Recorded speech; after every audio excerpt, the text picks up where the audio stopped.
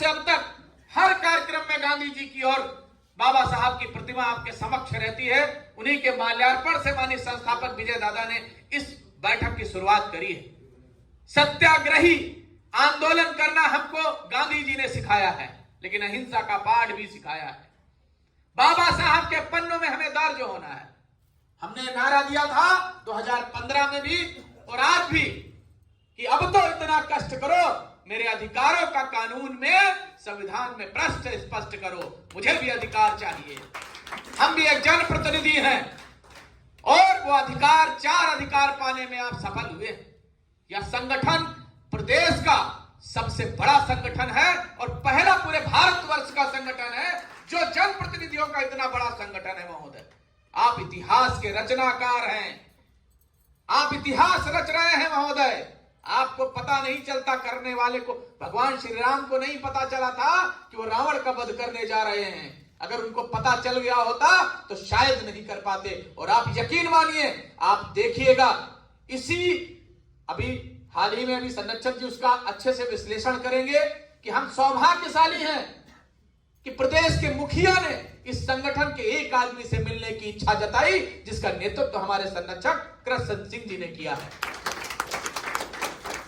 क्योंकि इस युद्ध में अगर हम अर्जुन की भूमिका में हैं, तो निश्चित तौर पर कृष्ण की भूमिका में हमारे कृष्ण सिंह जी हैं।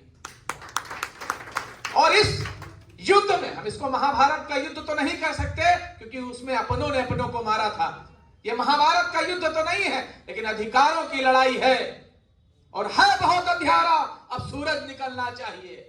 जिस तरह से हो बीडीसी की हालत बदलनी चाहिए और छीनता है हक तेरा कोई तो आंख से आंसू नहीं, 16 निकलना चाहिए। और निश्चित तौर पर आप यकीन मानिए, मैं आपको विश्वास दिलाता हूं, तन समर्पित, मन समर्पित और यह जीवन समर्पित। मेरी मां, मैं रोंगटे मेरे खड़े हो रहे मेरे शब्द कहने से पहले, मेरी माता जी 75 साल की हैं। आज सुबह उनका आशीर्वाद लेकर चला हूं। आप एक प्रमुख से डरते हैं, हम पूरे प्रदेश के लोगों से सीधे सीधे टक्कर ले रहे हैं। मेरा कोई बैकग्राउंड नहीं है महोदय, कोई राजनीतिक बैकग्राउंड नहीं है। हमें केवल अगर भरोसा है तो आप पर भरोसा है, आपके भरोसे लड़ रहा हूं आपके लिए। मेरी माता जी ने कहा और लगातार कहती हैं, हमारे बहुत सारे रिश्तेदार उन्हें डरवाते हैं कि एक बेटा तो आपका एक्सीडेंट में खत्म हो गया, 2 बेटे हैं, इसको संभाल के रखो। अति उत्साही है ये। तो हमारी मां का जवाब है कि उसने आशा दिखा दिया है, अच्छे काम के लिए निकल लिया है। एक बेटा एक्सीडेंट में नहीं सही, एक बेटा अगर बलिदान हो जाएगा हमारा, फिर भी हम बीडीसी के लिए बलिदान करने को तैयार हैं। हमारी मां का 75 साल की मां का यह हौसला है महोदय, और उन्हीं के आशीर्वाद से, आप सबके सहयोग से, आप यकीन मानिए कि हमने इसीलिए इसे परिवार माना है और हृदय से परिवार माना है। इतिहास जरूर बीडीसी के संगठन बनाने वालों का अच्छा नहीं रहा है। जिन्होंने कुछ बीडीसी इकट्ठा किए, वो ले जाके बीडीसी को बेच लिए। आपने देखा होगा, आपके ब्लॉक में अगर एक बीडीसी आगे हो गया या संगठन का नेतृत्व दे दिया गया, तो उसने क्या किया, उसका कहीं ना कहीं दुरुपयोग किया। मैं अपनी मां की सौगंध खाकर कहता हूं कि आपका दुरुपयोग होने नहीं दूंगा। और अगर कोई सौदागर बनेगा बीडीसी को बेचने के लिए, तो बीडीसी आप बेचोगे महोदय, आप ही सबसे बड़े सौदागर बनोगे उत्तर प्रदेश में। हम कलंकित नहीं होने देंगे, आपका सर झुकने नहीं देंगे और कहीं पर भी आपके दाग पर कभी नहीं आएगा। और एक शब्द से मैं बहुत घृणा करता हूं और मैं उस कलंक से बचना चाहता हूं। माननीय मनीष कौशल जी, दिग्विजय जी, प्रवीण जी आए हैं अभी, मैं उनका स्वागत करता हूं।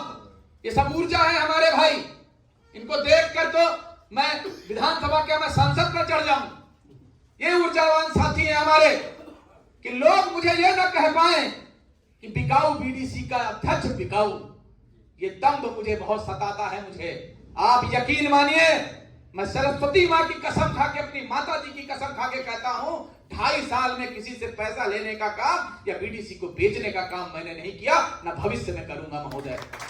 मैं आपको विश्वास दिलाना चाहता हूं, केवल मान सम्मान, आपके प्यार और आशीर्वाद का मैं आकांक्षी हूं। धन की आवश्यकता नहीं है मुझे। अगर हम धन के लालची होते तो इस कार्यक्रम को कराने से पहले आपसे चंदा ले लिए होते महोदय। रामपाल दादा का सुझाव था, हमारे मुकेश भाई का सुझाव था, हमने 200 लोगों के खाने की व्यवस्था की। सलीम भाई, कितने लोग खाने के ऑर्डर है यहाँ पर? 200 लोगों की व्यवस्था है महोदय। ये हाल मैंने किया 13 तारीख से, कल मुझे परमिशन मिली है, यहाँ पर धारा 144 लगी हुई है 1 तारीख तक। सामान्यतः कोई यहाँ पर कार्यक्रम कर नहीं सकता महोदय, लेकिन बगल में चूंकि काले कोट वाले हमारे हैं तो मुझे परमिशन देना उनकी मजबूरी है महोदय। और जैसा कि गोपेंद्र दादा ने कहा, बहुत जल्द PIL दायर होगी, माननीय उच्च न्यायालय आपको अधिकार देने के लिए आगे आएगा, उसका डायरेक्शन कराया जाएगा महोदय। हम हर लड़ाई को लड़ेंगे महोदय आपके लिए, लेकिन अगर कोई व्यक्ति मेरे खिलाफ कुछ कहता है तो जिम्मेवारी आपकी भी बनती है महोदय। वो हम पर उंगली नहीं उठाता है, वो पूरे प्रदेश के संगठन पर उंगली उठाता है। और बहुत सारे लोग आपके बीच में भी आएंगे और होंगे भी, जो हमको आपको एक नहीं होने देना चाहते। इसलिए हमें सचेत रहना होगा, संगठित रहना होगा, और अपने संगठन पर, अपने नेतृत्व पर हमें भरोसा करना होगा महोदय। आपको मैं बता दूं, जिस दिन मैं इस हाल को बुक करने आया था, उस दिन यहां पर एक अंबेडकर सभा की मीटिंग चल रही थी, उसके राष्ट्रीय अध्यक्ष संबोधित कर रहे थे। यहां पर केवल 4 की संख्या थी महोदय। सलीम भाई उसके प्रत्यक्ष प्रमाण है, ये भी मेरे साथ में थे। और आज मैं मात्र 2.5 साल में संगठन बना के आप सबका प्यार पा रहा हूं। इससे बड़ा मुझे आशीर्वाद कोई धन नहीं चाहिए महोदय। कमाया होगा लोगों ने करोड़ों, अरबपतियों ने अरब खरब। हमने आपके पूरे प्रदेश में 80,000 घर कमाए हैं। हमारे 80,000 भाई हैं, 80,000 घरों में हमारे 80,000 परिवार हैं। शैलेंद्र भाई को खून की जरूरत होती है, आगरा के प्रीतम भाई, रमेश भाई मिलकर उन्हें देते हैं। लखीमपुर से कोई बीमार होकर आता है, हम लोग जाते हैं, उसको देखते हैं, हर सक्षम मदद करते हैं। हमारे विनयबाद पे जी अशोक मिश्रा जी बैठे हुए, अभी हमारे प्रमुख जी आए थे, हम लोग उनको देखने गए। कुछ नहीं था तो कहते जैसे कि सुदामा से मिलने के लिए कृष्ण जी से मिलने सुदामा गए तो चावल लेके गए, तो हम लोगों के पास कुछ नहीं तो 1 किलो सेब ले लिया, काली पन्नी में छुपा के चुपचाप रख दिए, चलिए। आप यकीन मानिए, आपका संगठन गरीब जरूर है, हम गरीब जरूर है, लेकिन गरीब है महोदय। इस बात को आप समझ लीजिए। गरीब और निडर वो है जो मन से, मस्तिष्क से गरीब और निडर है। आपका भय तब तक है जब तक आप मस्तिष्क से भयभीत हैं। अभी हमारे गोपेंद्र पाल जी ने कहा कि आर्थिक मजबूती कैसे हो, 10-10 रुपए दे दीजिए। 80,000 लोग हैं, 80,000 10 तैयार हो गए महोदय। अगर एक कदम हम चले, 80,000 लोग चल दे तो 80,000 कदम चल गए। 80,000 कदम का मतलब एक जिले से दूसरे जिले में लाइन बन गई महोदय। अपनी शक्ति को समझिए। और आज के दिन मैं एक बात और यहां पर अनाउंस करता हूं, MLC चुनाव मेरा लड़ना, आप अच्छा कह लीजिए, कभी तो मुझे लगता है कि मैंने बहुत अच्छा किया, बहुत अच्छा किया, क्योंकि मुझे ऐसा लगता है कि अगर हम लोग चुनाव के लिए तैयार नहीं होते, एक मोड होता है साइलेंट, एक होता है वायलेंट।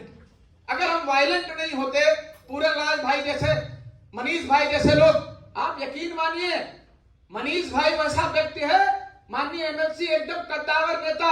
मैं खुले मन से कहते हुए गुरेज नहीं करता हूं, भले कोई मुझे गोली मार दे। कहते लोग अध्यक्ष जी तुम्हें गोली मार देगा तो हम कहें हम शहीद हो जाएंगे महोदय, हम शहीद होना पसंद करेंगे, हमें कोई डर नहीं है। हम BDC परिवार का एक भाई नहीं सही, बाकी तो भाई रहेंगे ना हमारे।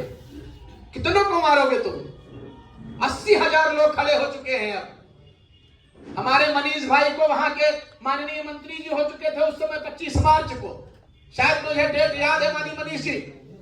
इनको, इनके परिवार को सताया जा रहा था और उनके समक्ष बैठकर हमारा मनीष भाई कह रहा था अध्यक्ष जी कहेंगे तो मैं पर्चा वापस लूंगा, अन्यथा नहीं लूंगा। दबाव प्रभाव में हमें पर्चा वापस लेना पड़ा। क्यों? क्योंकि मुझे किसी BDC भाई के साथ कोई अनहोनी नहीं करनी थी। हमें सबसे पहले हमारा भाई प्यारा था। हमने कहा नहीं मनीष भाई, स्थिति गलत है, आपको बैठना ही उचित है महोदय। हमको इनको निवेदन करके, उनके समक्ष आग में आग डाल के हमारे मनीष भाई कह रहे थे अध्यक्ष जी कहेंगे तो हम बैठेंगे, अन्यथा नहीं बैठेंगे। ये उत्साह उसके अंदर अगर है तो मुझे भी कभी इनके प्रति बेईमान नहीं होना चाहिए, ये मेरा संकल्प है महोदय। और उन लोगों ने कहा कि अध्यक्ष जी ले जाके वहां बैठा दिए तो वहां कुछ ले लिए। इतनी तुच्छ मानसिकता, मैं उस बात को स्पष्ट कर दूं कि बड़ी भयावह स्थिति थी एमएलसी चुनाव में। रिंकू जी ने देखा है राजा भैया के यहां क्या लेके आए हम लोग। इन लोगों को हमने बचाने का काम किया और मां सरस्वती को और भगवान को बड़ा मैं धन्यवाद ज्ञापित करता हूं। पता नहीं कहां से मेरे अंदर हिम्मत आ गई कि इनके लिए लड़ने के लिए मैं घरों में घुसा जा रहा हूं। ऐसे लोगों को घरे में घुस गया जो लोग ऐसे चुटकी बजाते ही आदमी को गायब कर देते हैं, पूरे देश से नहीं पूरे धरती से ही गायब कर देते हैं महोदय। जैसा मैं मानता हूं ईश्वर की ये महान अनुकंपा है, आप सबके बड़ों का आशीर्वाद है, मेरी मां का आशीर्वाद है कि ये संगठन ये परिवार अभी तक टूटा नहीं है, जबकि तोड़ने के लिए लोगों ने प्रयास किया लेकिन ये टूटा नहीं है। और मुझे लगता है कि अगर अब नहीं टूटा है तो अब कभी इसे टूटना नहीं चाहिए महोदय। मैं पुनः आपको आश्वस्त करता हूं, बहुत सारे नए लोग जुड़े हैं, मैं उनको भी अवगत करा दूं कि इस संगठन में बहुत सारे ऐसे भाई हैं जिन्होंने बहुत त्याग तपस्या करके इस संगठन को बनाया, इस परिवार को बनाया। तो हमारे 2.5-3 साल के बलिदान को, मेरे मां के सपनों को आप लोग कृपया चूर चूर मत होने दीजिए, इसे बढ़ाने और बनाए रखने में हर संभव मदद करिए। आपसे निवेदन है महोदय, ये संगठन आपका है। आपके पास तो ब्लॉक में 70-80 बीडीसी भी होंगे ना महोदय काम करने के लिए। यहां पर आप यकीन मानिए अगर ये बैनर पीछे लगा है ना तो बनवाने मैं गया हूं। अगर ये हॉल बुक हुआ है ना तो बुक करने मैं आया हूं।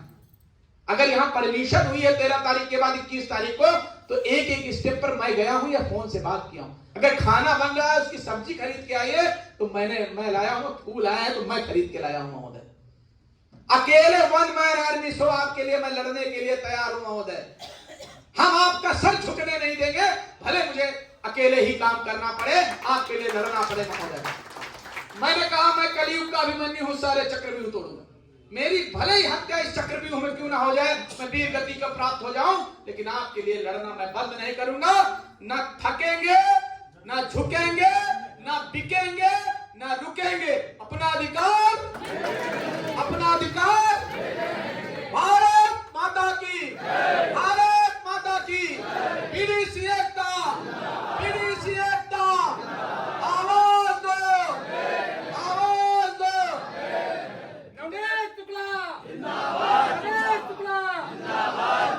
कितने लोग ईमानदारी से अब संगठन के लिए लड़ेंगे? कितने लोग इसमें से हमारे साथ हैं? आज जन्मदिन का हमारा सबसे बड़ा गिफ्ट तो है कि शैलेश भाई आ गया। ये मेरे लिए सबसे बड़ा गिफ्ट। 3 गिफ्ट होते हैं ना, पहला गिफ्ट तो हमारा पीछे बैठा हुआ, दूसरा गिफ्ट आप दीजिए, तीसरे आप लोग लाए हुए हैं। कितने लोग हमारे लिए मजबूती से लड़ेंगे? व्हाट्सएप पर जैसे देवी दादा ने कहा जवाब देंगे, बताएंगे। कितने लोग? सभी लोग जोरदार तालियां हो जाए सभी के लिए। इन्हीं के साथ